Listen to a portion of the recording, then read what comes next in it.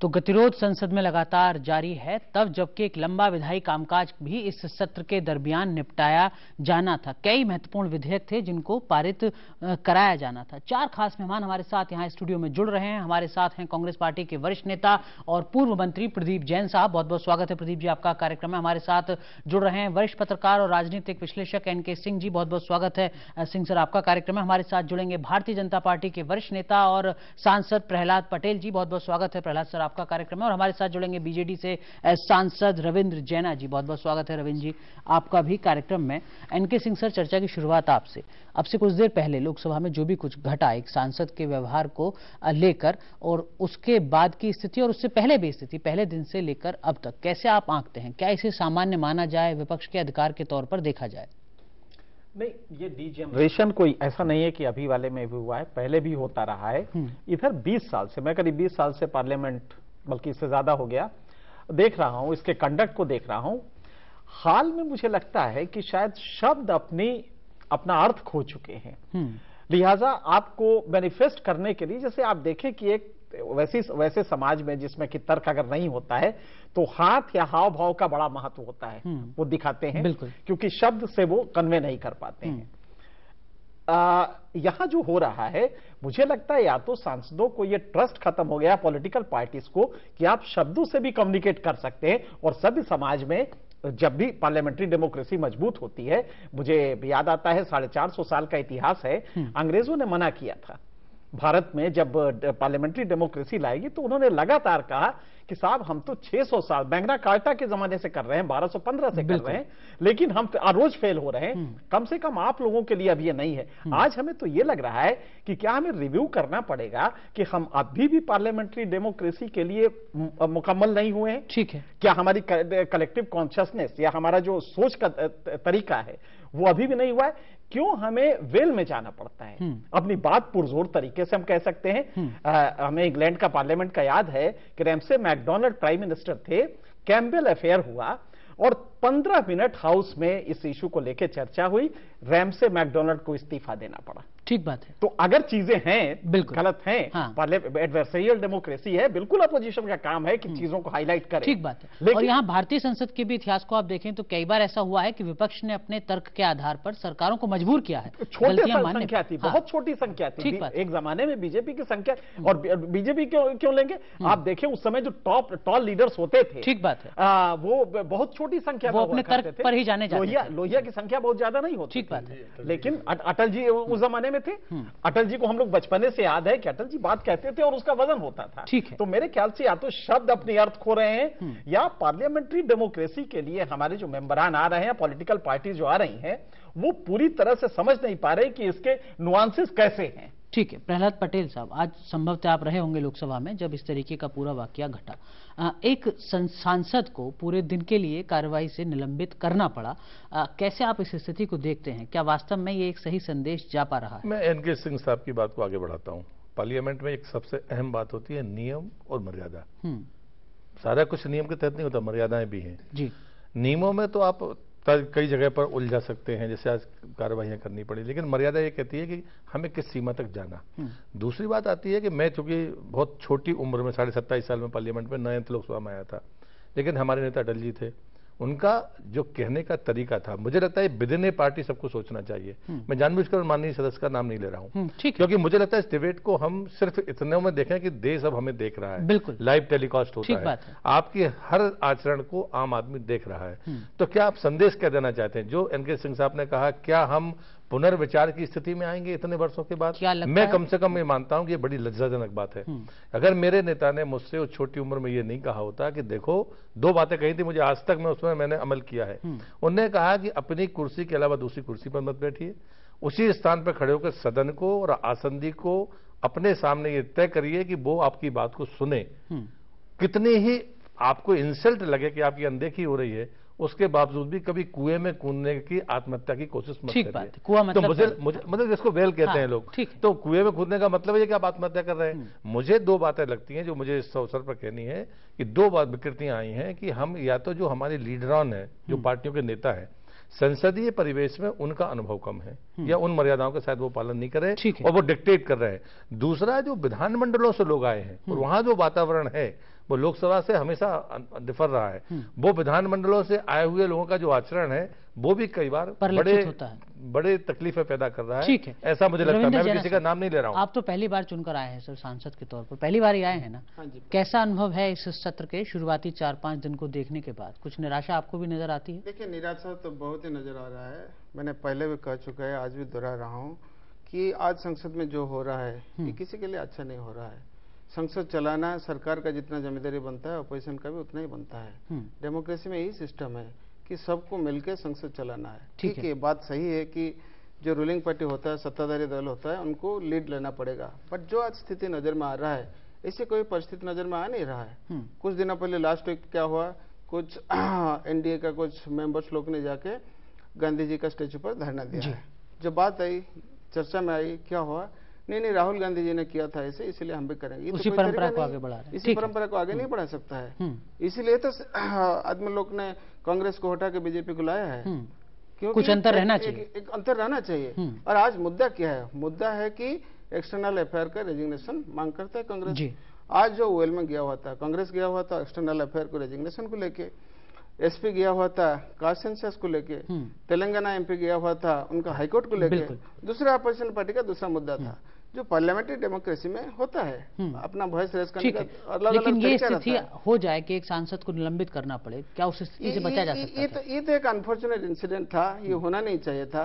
क्योंकि मेरे ख्याल में ये बात को, जैसे कि सौगत राज जी आज ने बताया, बहुत अच्छी चीज बताई, ये बात को आगे मत बढ़ाइए। क्योंकि जब कन्फ्रंटेशन में चला जाता है रूलिंग पार्टी और अपोजिशन, ये देश के लिए बहुत क्षतिकारक है। ठीक बात है। जैन साहब, हम पहले भी इसे चर्चा कर चुके हैं पिछले हफ्ते इसी मुद्दे को लेकर। क्या पार्टी के स्तर पर इस स्थिति को समझा जा रहा है कि ज्यादा व्यवधान का राजनीतिक लाभ नहीं होना है, इससे जो छवि है वो और ज्यादा बिगड़नी ही है? क्या इस तरीके का कुछ आत्मलोकन शुरू हो चुका है?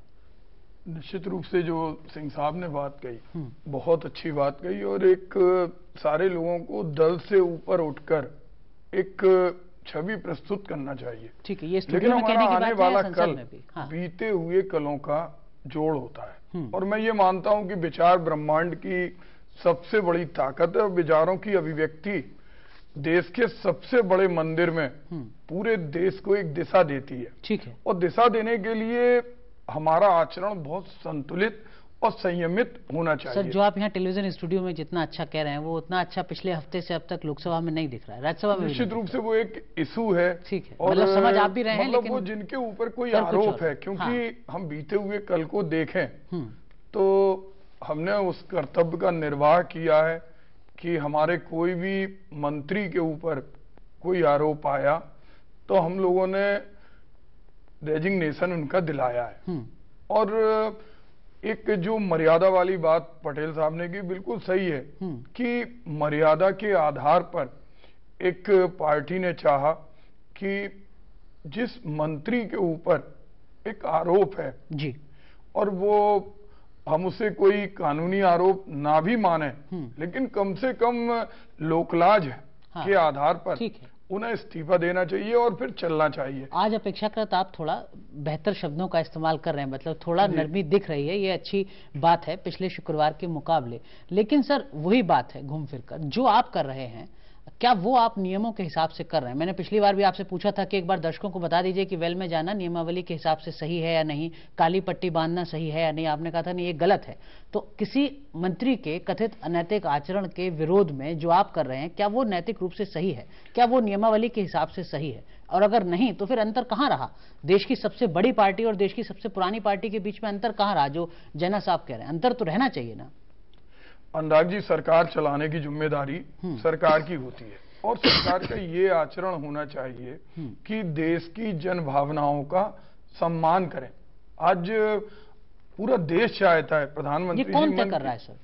पूरा देश चाह रहा है, ये तय कौन कर रहा है? ये कांग्रेस पार्टी का थिंक टैंक कर रहा है। कांग्रेस पार्टी कोई नहीं, सपा ही नहीं चाह रही, सपा किसी दूसरे मुद्दे पर, जैसा आप जना साहब ने बताया, मैं आता हूं आपके पास, कोई दूसरा दल और नहीं चाह रहा, वो किसी दूसरे मुद्दे पर। सबकी अपनी अपनी प्राथमिकताएं हैं। उस पर प्रधानमंत्री जी को बोलना चाहिए ना। प्रधानमंत्री जी पूरे संसार के अंदर भाषण देते हैं, विचार देते हैं, लेकिन उन्हें बोलना चाहिए, उन्हें बीच में गतिरोध रोकने के लिए कोई कुछ तो बात कहना चाहिए। अगर आप पिछले हम अपने कार्यकाल में देखें, हमारे प्रधानमंत्री जी को मौनी बाबा कहा जाता था। ठीक है। तो ये केवल ये जो पूरी संवादहीनता दिख रही है, ये उस संवाद को स्थापित करना चाह रहे हैं। आप कह रहे हैं कि सरकार की तरफ से प्रधानमंत्री स्थिति को स्पष्ट करें तो आप शांत हो जाएंगे, तो सब कुछ ठीक हो जाएगा। बिल्कुल, उन्हें बोलना चाहिए। एक स्थिति बीच में, वो मुखिया है देश के, वो भारतीय जनता पार्टी के प्रधानमंत्री नहीं है। वो कह रहे हैं कि इस्तीफा नहीं होगा तो भी स्थितियां सही हो जाएंगी, सुधर उन्हें बोलना चाहिए ना ये बात पूरा सारा। मैं इतना कहूंगा कि सदन जब शुरू होता है तो संसद के भीतर ही बयान दे सकते हैं, बाहर देंगे तो वो कह रहे भीतर ही दे दीजिए। भीतर ही कह रहे हैं, अब तक तो आप बाहर की कह रहे थे, अब भीतर चर्चा ही शुरू नहीं हुई। दूसरी बात, डायरेक्ट स्टेटमेंट ले कर सकते हैं। मुझे लगता है कि संसदीय परंपरा की जानकारियों का नहीं होने के कारण मैं डिबेट देख रहा था, प्रधानमंत्री टीवी के सामने गए और वो कुछ नहीं बोले, वो लौट गए, इस पर बहस शुरू हो गई। वो तो नहीं बोल सकते, वरना वहां नोटिस दे दिया जाएगा। जितने प्रश्न थे उसमें संसदीय कार्य मंत्री जवाब दे सकता है, प्रधानमंत्री अध्यक्षीय कार्यवाहियों को झांक नहीं सकता, ये बल्कि ये अमर्यादा होती। अगर ऐसा सरकार करती है, सरकार का मुखिया करता तो बहस होनी चाहिए। तो कोई मंत्री भी अगर सत्र के दौरान बाहर कुछ बोले तो उनकी भी आलोचना होती है, एक मर्यादा है, ये आपको प्रिविलेज है। तो इसलिए मुझे लगता है कि ट्विटर पे, इसलिए मुझे ये लगता है कि इन बिंदुओं पर हम सबको एक बार मंत्री, ठीक है मैं मूल्यों की बहुत बड़ी बड़ी दवाइयां नहीं दे रहा हूं, अगर सुषमा जी को सदन में सुन लो, वही तो कह रही है। राज्यसभा में भी ये कहा कि आप मुझे सुन लीजिए और आपको लगता है कि मैंने गलती की है तो ठीक है, उसका फैसला हो जाए। मैं आपके पास तो मुझे लगता है कि संवाद तो बनना ही चाहिए ना, ये सबसे अहम बात। साहब आप कुछ कहना चाह रहे थे, कह लीजिए। देखिए आज बात हो रहा है क्या, 2005 में जो हुई थी, आज हिस्ट्री इज रिपीटिंग इटसेल्फ। कैसे? 2005 में जब उस टाइम का एक्सटर्नल अफेयर मिनिस्टर थे, उनका ऊपर भी ऐसे कुछ आरोप था, ऑयल फॉर फूड्स कम था। ठीक है। उस टाइम आज जिसका ऊपर आरोप है, मैं किसी का नाम लेना चाहता हूँ, उन्होंने खुद बोले थे संसद में कि the house must stop, FIR has to be launched, FIR launch होना चाहिए, उनका ऊपर कार्रवाई होना चाहिए। उस टाइम तो एलिगेशन था, ठीक है, और बेचारा मंत्री को इस्तीफा देना पड़ा। आज तो इतिहास रिपीट हो रहा है, वही हो रहा है। हाँ। और आज कांग्रेस पार्टी ने इसको एक मुद्दा बना के बैठ गया कि तुम हमारे साथ इसने किया था, आज भी हम आपका साथ कर रहे हैं। ठीक है, ये तो चल रहा है। ये भी परंपरा ठीक है क्या? ये बिल्कुल नहीं है। हम लोग सब मिलके इसका मतलब निंदा करना चाहिए। ठीक है, थोड़ा यहाँ ये भी स्पष्ट कर दीजिए, बीजेडी की कुछ लाइन है क्या इस पूरे मुद्दे? बीजेडी का लाइन पूरा साफ है। आज अगर पार्लियामेंट में आप देखे होंगे, बीजेडी का लाइन पूरा साफ है। हम बार बार कह चुका है कि let the house must function. ठीक है, इस्तीफे को लेकर स्थिति स्पष्ट नहीं है? नहीं, बिल्कुल नहीं। एक डिस्कशन हो जाए, डिबेट हो जाए, उसके बाद पार्लियामेंट तैयार कर ले डिसीजन। ठीक है, आप पहले से इस्तीफा नहीं मांग रहे? नहीं, बिल्कुल। बाद में मांगेंगे क्या? डिस्कशन का बाद पता चलेगा, संसद डिसाइड करेगा। ठीक है। प्रदीप जैन साहब, सर ये अंतर कैसे, ये स्थितियां आप समझ रहे हैं किस तरीके से, जो लगातार खबरें भी आ रही हैं और जिस तरीके की तस्वीरें दिख रही हैं, पिछले एक साल में स्थितियां बहुत बेहतर हुई थी आप लोगों की। अब जिस तरीके से आप बीते हफ्ते से अब तक दिखा रहे हैं व्यवधान, आपको लगता है कि इससे आपको राजनीतिक नफा नहीं, नुकसान कहीं ज्यादा हो सकता है? समझ रहे हैं क्या आप इस स्थिति को? निश्चित रूप से मुझे लग रहा है शायद समझ रहे हैं, इसीलिए आप शुक्रवार के मुकाबले थोड़ा नरम हैं। नहीं, कांग्रेस चाहती है कि देश के अंदर संसद चले। हाँ, लेकिन वाकई हम इसको देखें ना, विधायिका को देखें, चाहे लोकसभा हो चाहे विधानसभा, दोनों ही पार्ट है। मध्य प्रदेश के मुख्यमंत्री शिवराज सिंह चौहान पर एक आरोप लगा और चर्चा हुई, 11 में हुई, 12 में हुई, 13 में हुई, 14 में हुई, लोग मरते रहे और व्यापम घोटाला चलता। तो मतलब चर्चा से कुछ नहीं निकलने वाला। आप देखिए ना, और उसके पहले एक जो मर्यादा वाली बात पटेल साहब ने कही, गृह मंत्री कह रहे हैं हमारा कोई मंत्री इस्तीफा नहीं देगा, वित्त मंत्री का कहना है। जब आपकी नियति पहले से ही ये तय है कि चर्चा कुछ भी हो, अगर ये शब्द वो कहते कि यहाँ पे थोड़ा स्पष्ट कर दीजिए सर, यहाँ पर थोड़ा स्पष्ट कर दीजिए कि कांग्रेस पार्टी तो चर्चा में यकीन रखती है ना। आपने कहा कि देखिए व्यापम पे पहले चर्चा हो गई, कुछ नहीं निकला। आप संसदीय व्यवस्था में चर्चा में यकीन रखते हैं या व्यवधान में यकीन रखते हैं, थोड़ा बता दीजिए। निश्चित रूप से चर्चा में यकीन रखते हैं, लेकिन जब चर्चा के पहले ही पूर्वाग्रह से ग्रसित पूरा दल है, जब वो पहले ही कह रहे हैं कि हमें रिजाइन देने नहीं है, हम चाहे दोषी निकले चाहे ना निकले, हमारे ऊपर कुछ हो, हमारा सारे मंत्री बिल्कुल पाक साफ। तो फिर इसमें ये शर्त कहां से जुड़ती है कि प्रधानमंत्री बोलें, कुछ भी बोलें तो भी हम शांत हो जाएंगे? नहीं, हम समझते हैं कि ये क्या एंगल है, थोड़ा समझा दीजिए। जब बोलेंगे तो निश्चित रूप से वो इस्तीफे की बात करेंगे, मामले में वो असत्य नहीं बोलेंगे, वो सत्य बोलेंगे, वो बताएंगे, क्योंकि उनके सामने सारी चीजें। प्रहलाद पटेल साहब को आपको धन्यवाद देना चाहिए कि आप कम से कम विश्वास जता रहे हैं। उन्हें बोलना चाहिए इसमें, वो कहें ललित मोदी कोई अपराधी नहीं है, ललित मोदी कोई भगोड़ा नहीं है और उसकी कोई मदद नहीं की, क्योंकि प्रधानमंत्री जी जब ये सब कुछ कैसे होगा? ये सब कुछ तभी तो होगा जब आप संसद को सुचारू रूप से चलने देंगे। तो वो सरकार की जिम्मेदारी है, सरकार प्रयास करे। हम लोगों ने भी कितनी बार आप चाह रहे हैं कि सरकार के लोग पहुंचे आपके पास बात करने? निश्चित रूप से सरकार की पूरी जिम्मेदारी होती है कि वो पूरा प्रयास करे। और हम लोग देखते थे, हमारे जो संसदीय कार्य मंत्री थे, हम लोगों ने जब अपने टेन्योर में देखा और लगातार देखा, तो हर बार प्रयास होता था, लेकिन असफलता ज्यादा मिलती थी। शायद हंगामे का प्रतिशत 40% हो गया था। लेकिन हमें ये मान के नहीं चलना चाहिए कि हर बार असफलता मिलेगी, हमें सफलता भी मिलेगी। और हमारी जिम्मेदारी होती है जब हम सरकार में बैठे होते हैं, देश के अंतिम व्यक्ति के लिए। कितनी अच्छी बात प्रदीप जैन जी यहाँ पर कर रहे हैं। हालांकि बाकी दोनों जनप्रतिनिधि भी ऐसी अच्छी अच्छी बातें कर रहे हैं, लेकिन सदन में दूसरी स्थिति दिख रही है। स्टूडियो में अच्छी बातें होती है, ये एक कल्चर है। तो जनता भी जानती है कि स्टूडियो में अच्छी बातें होती हैं। देखिए, एक चीज है कि पॉलिटिकल पार्टीज के लिए दो एवेन्यूज होते हैं। एक तो इश्यूज को वो पार्लियामेंट में उठाए, दूसरा ये होता है कि मासेज में ले जाए। आज मीडिया इतने स्ट्रांग है कि ऑलरेडी ये इशू मासेज में जा चुका है। अब आपको उसके लिए कुछ करना नहीं, तो या तो मासेज में आप चले जाइए इस इशू को लेके, कुछ नहीं कर। 282 अगर किसी के पास है, वो एडमेंट है, तो आप कर क्या लेंगे? ठीक बात है। तो सीधी सी बात है कि आप मासेज को कहेंगे कि भाई देखिए ये कर रहे हैं। इसके लिए कौन सा फोरम अच्छा है? ऑलरेडी इशू उठ चुका है, आप मासेज में बड़े आराम से, जब मीडिया इतना कर चुकी है। ठीक बात है। तो बजाय उसके अगर आप पार्लियामेंट पे आ रहे हैं, तो इसको रोकने की जगह आपके लिए तो बेस्ट था कि आप थ्रेड बेयर एक एक एनालिसिस करते और बताते मासेस को, जनता को, क्योंकि वहां पे मीडिया भी बैठा रहता है, इसलिए मीडिया को सुविधा दी गई है। ठीक बात है।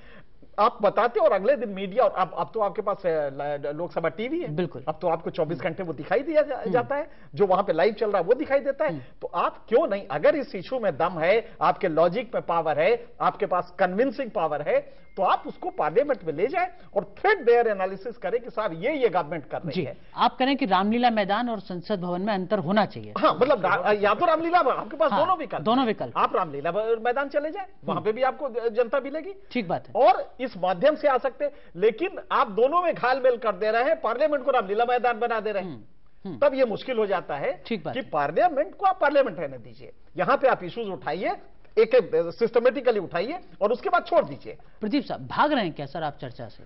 मतलब ये शब्द मुझे नहीं कहना चाहिए, लेकिन ये इसमें सत्ता पक्ष को पूछना चाहिए। विशाल हृदय से सोचना पड़ेगा। ठीक है, ये किसमें होना चाहिए विशाल हृदय? बिल्कुल, देखिए आप, सरकार के अंदर बहुत सारी कमियां हैं। आज हम अपने गृह मंत्री को देखें, इतना बड़ा इसी मुद्दे पर रहते हैं, इसी मुद्दे पर रहते हैं जिस पर आप संसद नहीं चले। नियत और नीति बताना चाहते। आज उन्हें मध्य प्रदेश जाने की क्या आवश्यकता थी? ऐसे समय में, जैसे समय में पूरा देश एकजुट था, देश के ऊपर इतना बड़ा हमला हुआ, उसकी मिनट टू मिनट मॉनिटरिंग होना चाहिए। ये नियति पूरी एक दिशा दिखाती है। और कांग्रेस चर्चा से नहीं भागना चाहती। पक्का, बिल्कुल, कांग्रेस चाहती है चर्चा हो, लेकिन हम जिनसे चर्चा करें उनका दामन पूरी तरह से साफ हो। ठीक है, चलिए थोड़ा दर्शकों को और ये बता दीजिए, जो मैं हमेशा कहता हूं कि दामन साफ होगा तो चर्चा किस बात पे करेंगे? यूपीए 2 और मौजूदा सरकार की स्थिति में जो आप लोगों के बयान हैं, आप भी स्वीकारते हैं इस बात को कि सिर्फ चेहरे बदल गए, बयान वही है? पहले जो बात बीजेपी कहा करती थी, अब आप कह रहे हैं उस बात को, अंतर बहुत ज्यादा नहीं है? नहीं, उसमें अंतर, कांग्रेस ने हमेशा मूल्यों की राजनीति की, चूंकि मैं बहुत लंबे इतिहास में नहीं जाना चाहता। उतने में जाते भी नहीं सर, पिछले 5 साल की बात कर रहे हैं। पिछले 5 साल में हमने लगातार देखा कि आप कह रहे हैं आप तब भी गंभीर थे, आप अब भी गंभीर हैं। बिल्कुल, ठीक, निश्चित रूप से। एक छोटा सा ब्रेक यहाँ पर ले रहे हैं, ब्रेक के बाद जब लौटेंगे सर तो इस थोड़ा गंभीरता को समझने की कोशिश करेंगे। तुरंत हाजिर हो रहे हैं।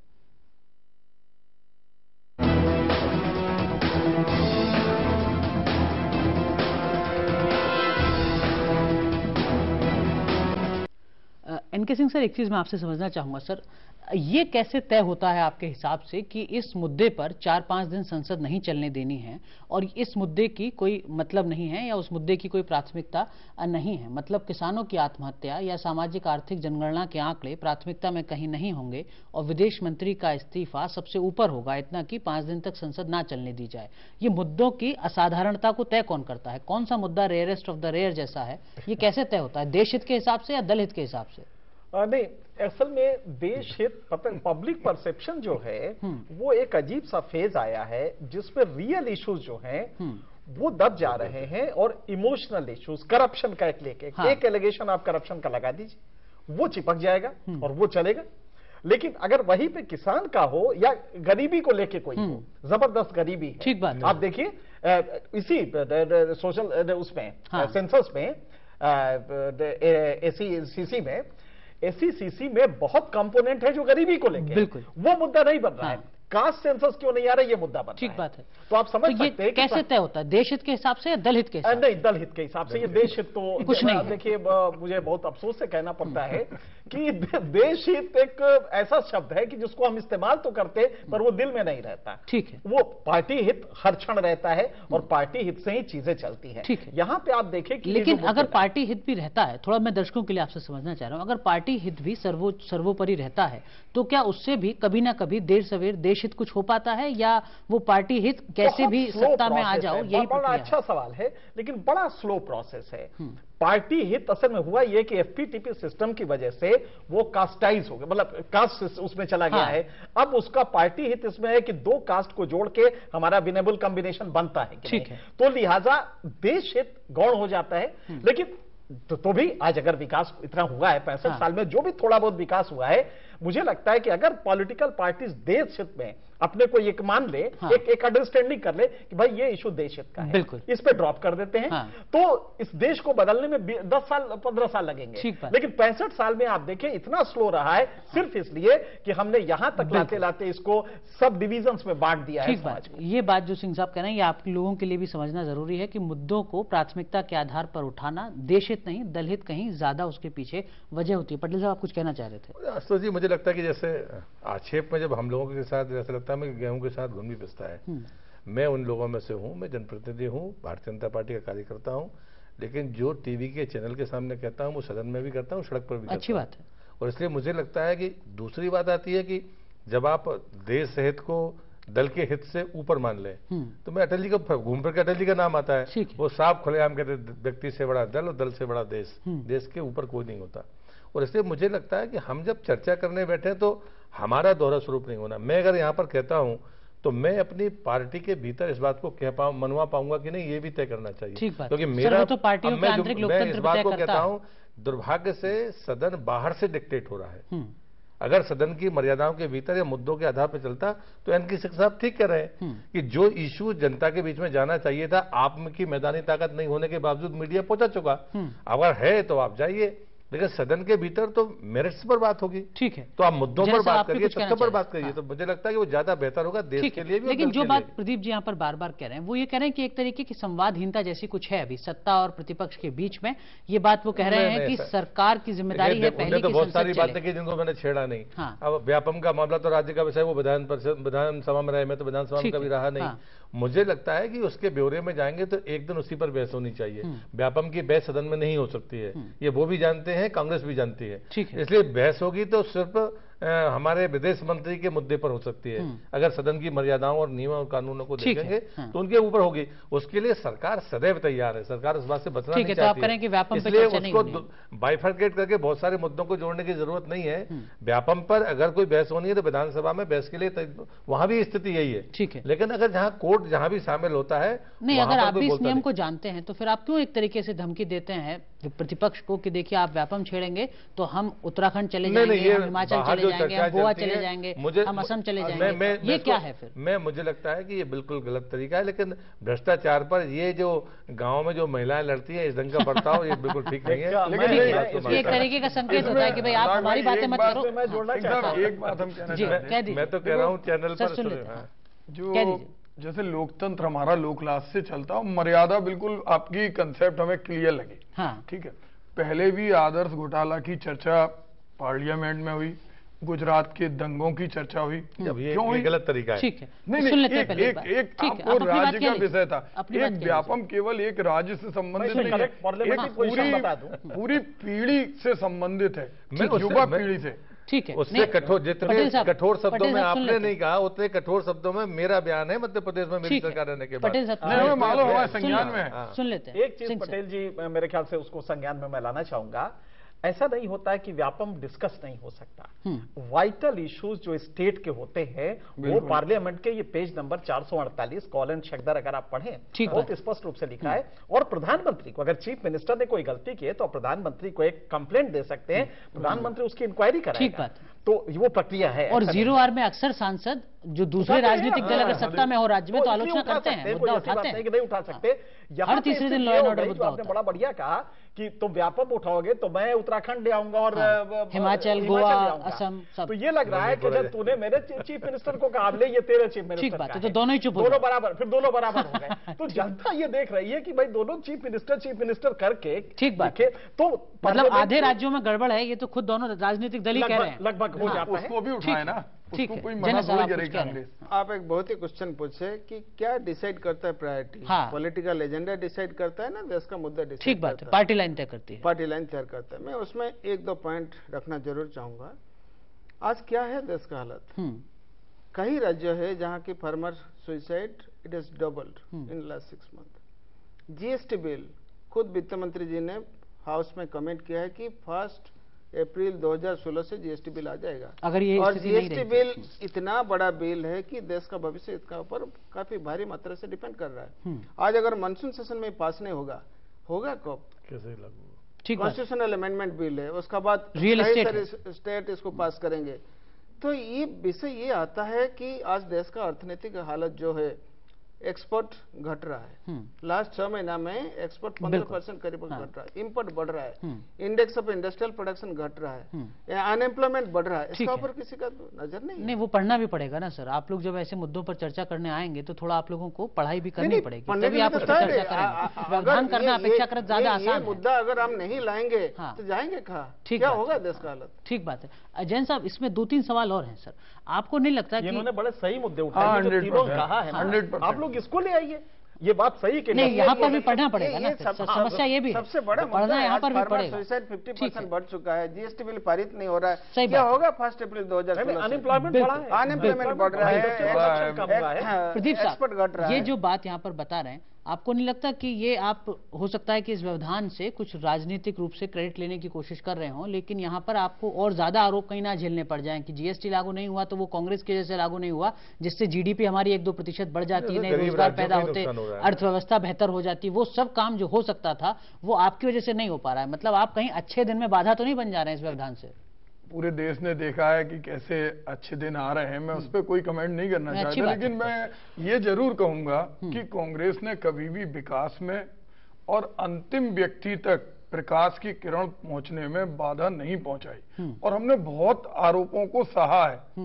अभी जो बात हो रही थी, जैसे आपने सिंह साहब कह रहे थे कि भ्रष्टाचार, बोफोर्स कांड लंबे समय तक पार्टी को डैमेज करने के लिए अपोजिशन ने संसद से लेकर सड़क तक उठाया और उसमें क्लीन चिट मिली और जवानों का एक हौसला मजबूत हुआ। ठीक है, हमारा जो आग्रह है कि कांग्रेस चाहती है सारे महत्वपूर्ण विधेयक पास हों, लेकिन किसी व्यक्ति विशेष ये लेकिन क्यों आप कहिए कि हम चाहते हैं कि हम चर्चा करेंगे, हम अपने तर्क के आधार पर सरकार को घेरेंगे। मिले हुए हैं, हम देश के सबसे बड़े राष्ट्रीय दल हैं, लंबे समय तक हमने जिस देश के अंदर सुई नहीं बनती थी, सुई से लेकर प्लेन तक बनाने का काम किया, सुपर 60 ईयर कांग्रेस ने दिए हैं। 36 दल हैं इस वक्त लगभग 36 दल हैं लोकसभा में। हो सकता है किसी का 1 सांसद हो, किसी के 2 सांसद हो। केवल एक पार्टी यानी आपकी पार्टी के द्वारा मचाए जा रहे व्यवधान का खामियाजा वो बाकी 3 दर्जन राजनीतिक दल और उनके चुने हुए सांसद क्यों भुगते हैं? उनकी क्या गलती है? वो भी तो बहुत सारी तैयारी के साथ आते होंगे ना रोज, कि आज हम 0 में इस मुद्दे को उठाएंगे, आज हम प्रश्नकाल में इस तरीके की सप्लीमेंट्री पूछ के मंत्री को घेरेंगे। ये उनको आपकी सजा का परिणाम क्यों मिल रहा है? जैना साहब जैसे सांसद क्यों भुगत रहे हैं इस स्थिति? नहीं, बहुत अच्छे सांसद हैं जैना साहब और पटेल साहब, मैं इनका सम्मान करता हूँ, लेकिन मैं एक बात निश्चित रूप से कहूंगा कि आप दलों की बात करें, भारतीय जनता पार्टी के दल में ही लोग चाहते हैं। आप देखिए, आर.के. सिंह ने कहा ठीक है कि किसी भी अपराधी को संरक्षण नहीं मिलना चाहिए। मेरा सवाल ये था हमारे शांता कुमार नहीं, हमारा जो आपने सवाल किया मैं उसका पूरा जवाब दूं। आप दलों की बात कर रहे हैं, मैं कह रहा हूं आप इन लोगों का विशेषाधिकार हनन तो नहीं कर रहे हैं। के अंदर इनके अपने दल में आवाज आ रही, आप बाकी आप बाकी सांसदों के विशेषाधिकार का हनन तो नहीं कर रहे। बोल रही है थोड़ा जैना साहब सोचिए, आप नियमावली देखिए कि ऐसी स्थिति कुछ होती है नहीं होती है। पटेल साहब, आपको 400 सांसदों का विशेषाधिकार ठीक बात है, लगभग आज तो लगातार कम से कम 25 बार एनके सिंह, क्या इस मुद्दे पर थोड़ा गंभीरता से विचार होना चाहिए कि एक राजनीतिक दल ही पूरे दिन या पूरे सत्र की जो स्थिति है, भविष्य है, उसको तय करे? क्या ये उचित है? बाकी सांसदों का क्या? नहीं, एक चीज तो मेरे ख्याल से रिव्यू करना जरूरी है।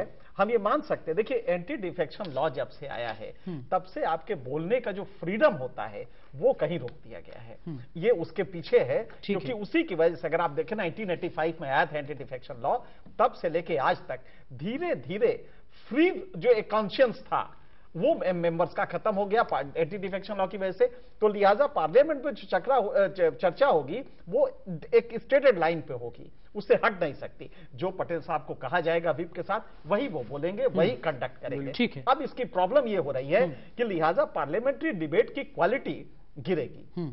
लेकिन अब दूसरा पक्ष देखिए, हम ये मान सकते हैं कि भाई पहले दिन आपने एक उग्र वो किया, ठीक है, कि रोक दिया, इससे एक मैसेज जाए, लेकिन इसको अपने एक टूल बना ले कि नहीं जब भी ऐसा होगा तो हम पार्लियामेंट रोक देंगे। बिल्कुल। तो ये मुझे लगता है कि जनता इसको बिल्कुल नहीं लाइक कर रही है, वो समझ रहे हैं शायद, इसीलिए वो आज थोड़ा नरमी बरत अब डाइल्यूट हो रहा है। हाँ। और ये बीजेपी का उस समय भी था। हाँ। 2, 3, 4, 6 दिन, 1 महीना आप रस्म अदायगी ठीक है, रस्म अदायगी ठीक है, मैसेज दे दे कि भाई बड़ा भारी इशू है, आप लोग समझ नहीं रहे हैं, ये कह के आप 2 दिन करके विड्रॉ कर ले। हाँ। लेकिन अगर आप 1 हफ्ते पूरा का पूरा नहीं चलने देंगे पार्लियामेंट, तो जनता कहेगी तो हमारा पैसा बर्बाद हो रहा है। बिल्कुल, 1.5 करोड़ रुपए शायद एक दिन में खर्च होते हैं, ऐसा कुछ सरकारी आंकड़ा बताया गया।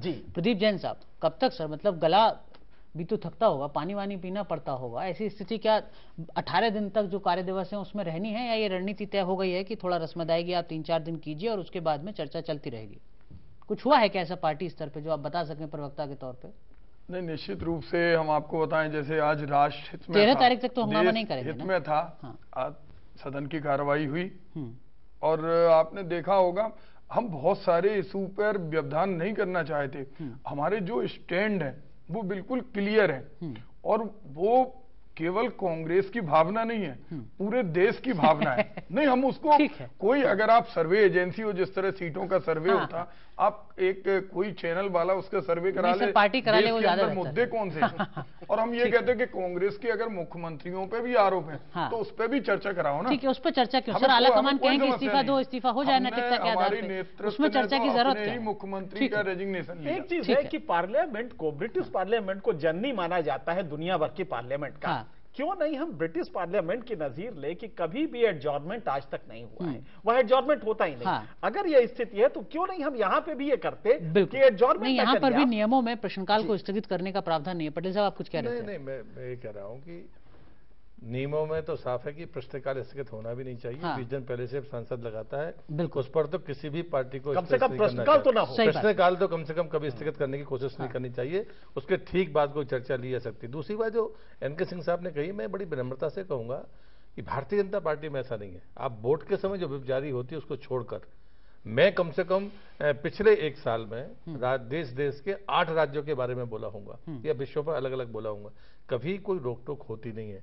ये जो मैंने फिर मैं रिपीट करूंगा कि बाहर से जो डिक्टेट करने की पॉलिटिक्स है, ये किसके लिए कह रहे हैं आप? मैं कांग्रेस के लिए कह रहा हूँ। ठीक है, क्योंकि मैं ये मानता हूं कि मैं चाह रहा था कि ये आरोप प्रत्यारोप में बहस न जाए, नहीं, वहां नहीं लेकिन इसलिए सर्वाधिक समय आपने उनको दिया, मैं चुप हूं। मुझे दूसरी बात लगती है, मुझे दूसरी बात लगती है कि बहस करते समय कम से कम ये पार्टी के एजेंडे को आप रखिए, मुझे कोई आपत्ति नहीं है, लेकिन कुछ चीजों को ठीक करने के लिए आप खुले मन से भी बोलिए। ऐसा कोई पार्टी, मेरी पार्टी तो मुझे नहीं रोकती। इतनी उदारता दिखती है क्या सर?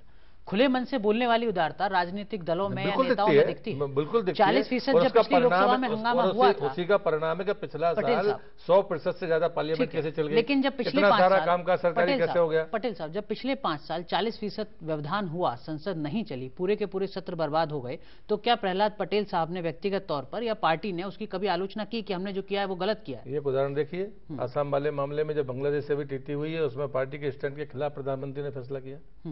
अगर गलती हो गई है तो क्या सुधारी नहीं जा सकती? ठीक है, लेकिन हमको, अगर हम चुने हुए जनप्रतिनिधि हैं और neता हैं, तो हमको उन गलतियों को स्वीकार करना चाहिए। तो जो आपने किया वो गलत किया ना, 15वीं लोकसभा में व्यवधान जो आपने किया वो गलत था। मैं तो हमेशा ये मानता हूं कि कभी भी ऐसी परिस्थिति नहीं निर्मित होनी चाहिए।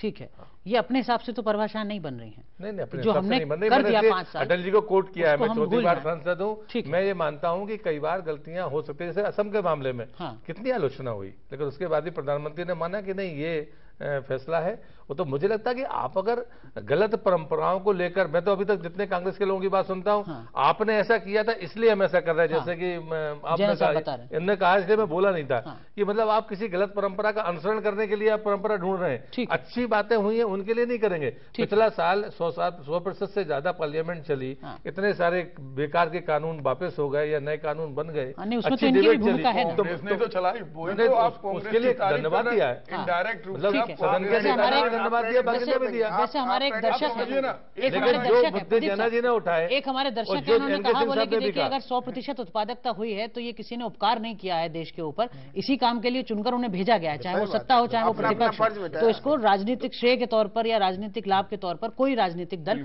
ना दिखाए। लेकिन प्रदीप जैन साहब, अगर आप ये मानते हैं कि सरकार के दल की जिम्मेदारी, जब यहाँ पर आप विफलता को मरते मरेंगे तो फिर आपको वो 116% की चिंता भी आपको करना पड़ेगी। ऐसा नहीं चलेगा कि आप हमारी आलोचना। प्रदीप जैन साहब, ये अपनी सुविधा के हिसाब से परिभाषाएं तय करने वाली स्थिति है क्या? अपनी सुविधा के हिसाब से परिभाषाएं तय करने वाली बात है क्या?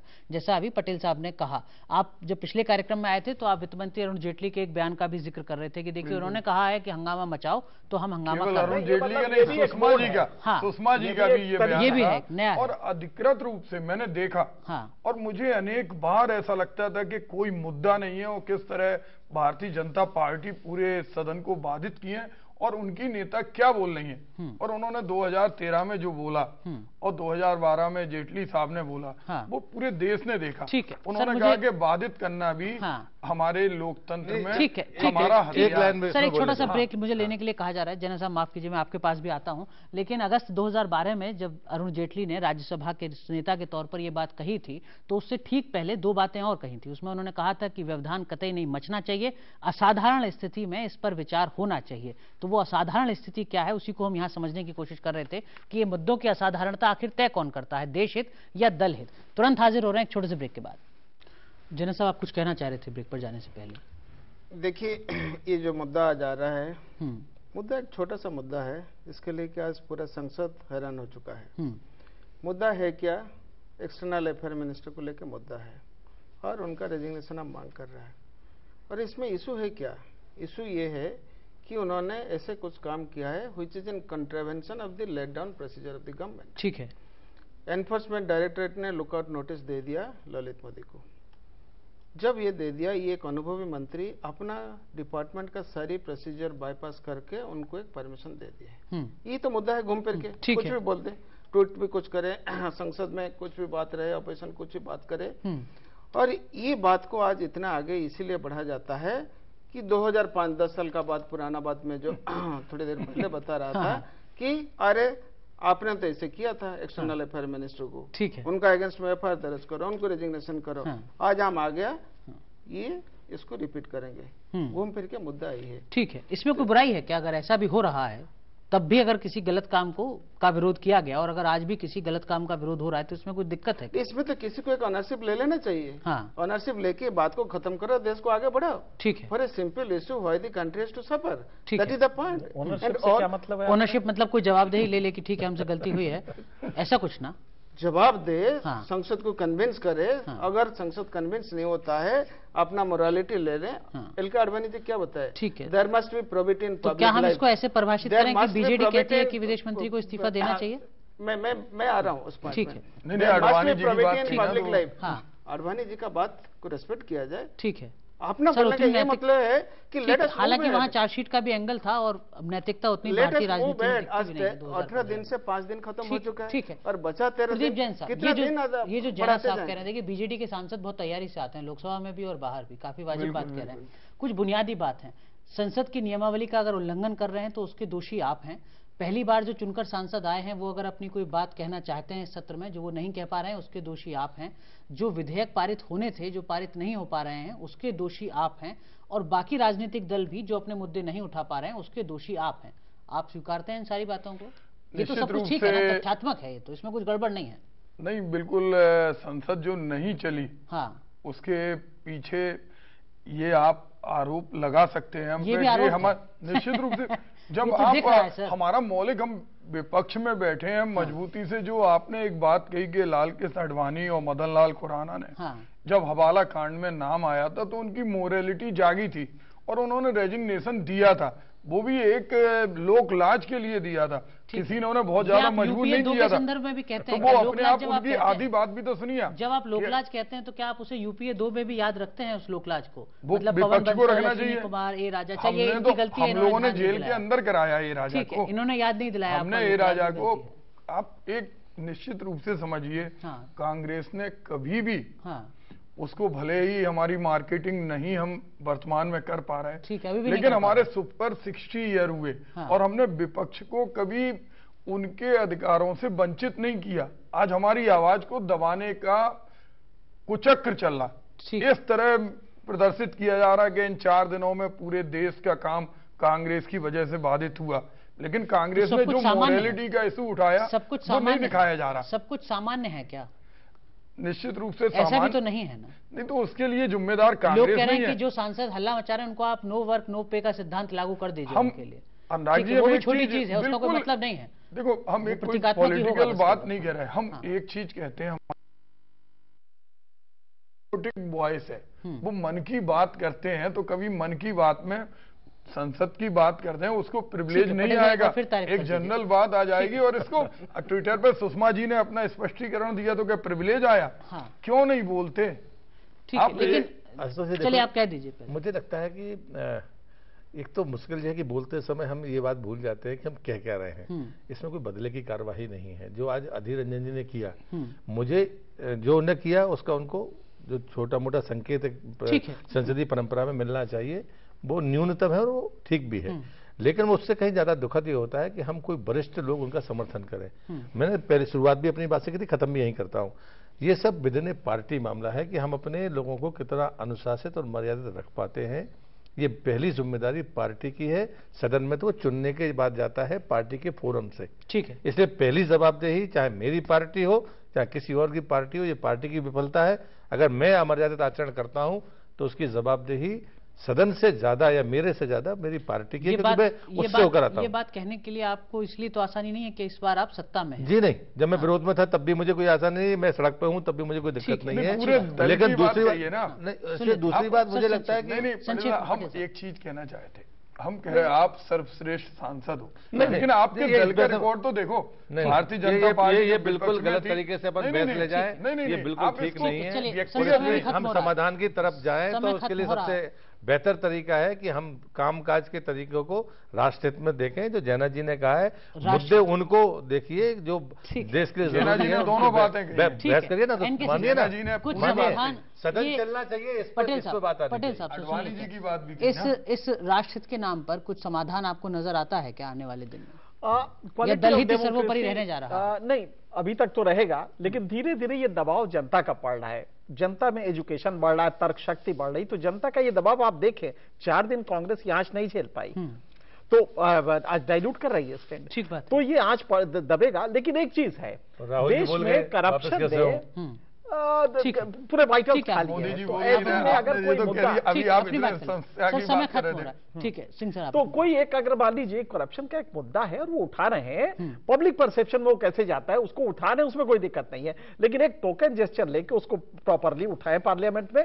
हमारी सबसे बड़ी चिंता यह है कि आज इस देश का सबसे बड़ा प्रजातंत्र का मंदिर और सोशल इकोनॉमिक का सर्वे आया है, सेंसस आया है, बिल्कुल, और उसके वाइटल्स इतने चौंकाने वाले हैं कि 75% आबादी 5,000 से कम महीने का कमा रही है। आप इस पे चर्चा करते तो आज देश का भला होता। बिल्कुल, थोड़ा आप भी अपने अपने जनप्रतिनिधियों से पूछें कि आपकी प्राथमिकता है क्या, दल हित या राष्ट्र हित? आप किस तरीके के मुद्दों को उठाना चाहते हैं? क्या आप 1 घंटे प्रतीक्षा नहीं कर सकते कि प्रश्नकाल सुचारू रूप से चल जाए और उसके बाद हम पूरे तरीके से जो भी व्यवधान करना चाह रहे हैं वो व्यवधान करें? हालांकि वेल में जाना फिर भी कानूनन इजाजत नहीं देता है, जो पूरी नियमावली है उसके हिसाब से। और छत्तीसगढ़ जैसे राज्य हैं, वहां व्यवस्था अगर आप देखेंगे तो आपको पता चलेगा कि अगर आप जैसे ही वेल में गए विरोध करते हुए तो आपका स्वतः ही निष्कासन हो जाता है। वो कितनी सजा है वो वहां के जो विधानसभा अध्यक्ष हैं वो तय करते हैं। तो क्या वास्तव में भारतीय संसद में भी ऐसे किसी नियम को लेकर चर्चा होनी चाहिए, या हम अति उत्साही हो रहे हैं? 4 दिन का केवल हंगामा है, स्थितियां बाद में सुधर जाएंगी। बहुत बहुत शुक्रिया सर आप चारों का कार्यक्रम में समय निकालने के लिए। जैना साहब, फिर कभी आपसे विस्तार से चर्चा करेंगे, अपेक्षाकृत समय आपको ज्यादा